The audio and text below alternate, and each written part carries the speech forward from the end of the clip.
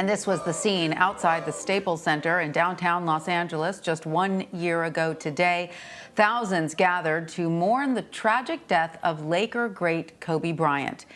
We are looking back at Bryant's legacy as one of the greatest basketball players of all time. Bryant was an 18-time NBA All-Star and 5-time champion for the Lakers. He was the 2008 MVP and is fourth on the all-time scoring list. Bryant also won an Academy Award in 2017. But he also faced controversy away from the court after a sexual assault allegation in 2003. On this day last year, Bryant's helicopter crashed into the foothills of the Santa Monica Mountains near Calabasas, California. The 41-year-old was headed to his daughter's basketball game. Bryant, his 13-year-old daughter Gianna, and 7 others were killed in the crash. The cause of the accident has been investigated, and the results will be released early next month. There are still several questions about whether the helicopter should have been allowed to fly that morning. For more on the 1-year anniversary since the passing of Kobe and Gianna Bryant, I am joined by USA Today sports reporter Tom Schad.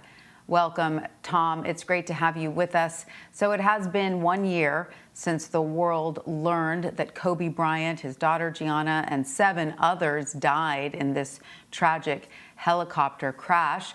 We are still, of course, awaiting the final report detailing the NTSB's findings on what caused the accident. But now, a year later, what do we know about the crash?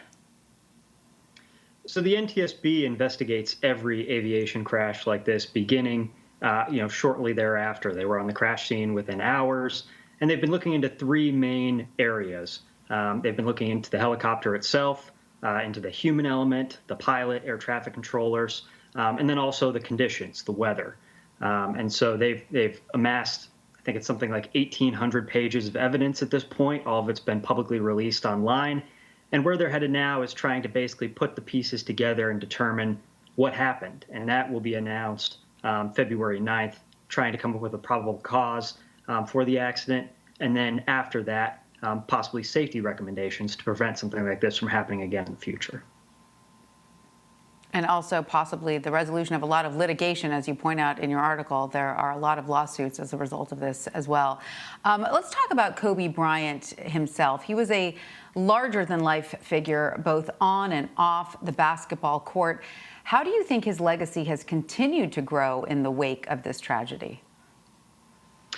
We've been working on a series of stories at USA Today, and my colleague Jeff Zilgett had a great one about how players of this generation, the players that are in the NBA right now, a lot of them grew up when Kobe Bryant was kind of at his peak. So, there was a generation of players who looked up to Michael Jordan and emulated Michael Jordan, but the players that are in the NBA today, in large part, emulated Kobe Bryant. And I think that, one way to kind of portray this is when people are shooting, kids are shooting on their high school basketball hoops or in their driveway, they when they're fading away, they say Kobe when they hit a shot. I think that's really emblematic of just the impact that he's had culturally throughout the basketball world, and it's largely impacted this current generation of players in the NBA. Yeah, and, before his death, he was starting to have an impact even beyond the basketball court. He'd made the transition from a basketball player to a media mogul on the rise. Bryant won an Oscar in 2017 for his animated short, Dear Basketball, and he apparently had plans for several future endeavors in the entertainment industry. What more can you tell us about his transition into that now unfulfilled chapter of his life?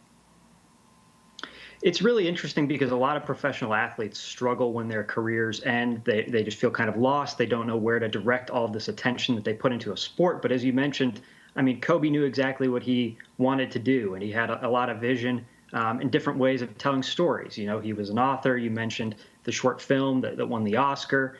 And then also he poured himself into coaching Gianna, his daughter, and her youth basketball team. And unfortunately, that's where he was headed the morning of the crash, to go to a tournament in Thousand Oaks. That was another primary focus of his, but he certainly had no issues in finding ways that he wanted to impact the world, even once his basketball career had ended. And in the past year, we have certainly seen many touching tributes to Kobe, Gianna, and the 7 others lost in the crash. Last summer, in the midst of the pandemic, the Los Angeles Lakers won the 2020 NBA championship, and the team dedicated the victory to Kobe. What are some of the other tributes that have stood out to you the most since his passing? My colleague Josh Peter wrote a great story about all of the murals that have popped up around the world that are paying homage to Kobe. And they started shortly after the crash, but hundreds of murals in all corners of the world have been painted. And I think that somebody called it in his story a public outpouring or an outpouring of public art. It's something that we haven't seen with very many other athletes. But then you also mentioned, the impact that he had on the Lakers organization. Very rarely do we see now athletes spend the entirety of their career with one organization. And in fact, the last tweet that he sent prior to boarding the helicopter on January 26th was to congratulate LeBron James, who obviously has kind of taken up his mantle as one of the league's best players, but also taken up the mantle as kind of the star force there in Los Angeles. An amazing life cut far too short. Several amazing lives cut far too short in that tragic helicopter accident. Tom, Schad, thank you so much for joining us. We really appreciate it. Thank you.